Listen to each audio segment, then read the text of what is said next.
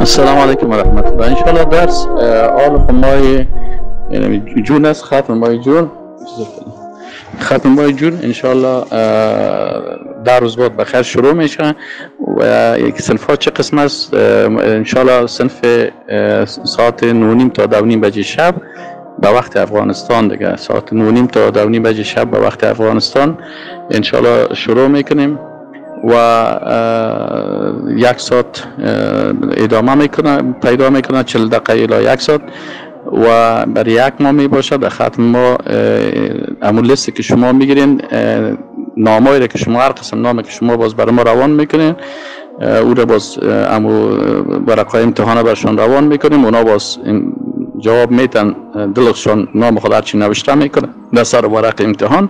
باز از روی زن ورق امتحان که به شما نامش ثبت است، باز از روی زمین برشان انشاءالله تعالی من شهادتنامه را جور میکنم، باز به امضای خود شما میفرستم و شما برام کسایی که هستن برشان تقدیم میکنین. جزاک الله خیر.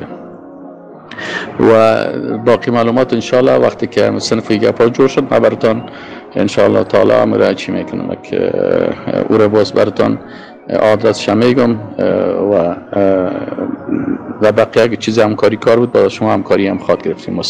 السلام علیکم و رحمت الله و برکاته. دوستان و برادران عزیز، به توجه شما میرسانم که استاد عبدالظاهر داعی حفظه الله میخواهد یک کورس درس قرآن شناسی تشکیل کند و به کسانی که پیش از شروع درس نام نویس میکنند به آنها شهادتنامه و یا سرتیفیکت داده می شود.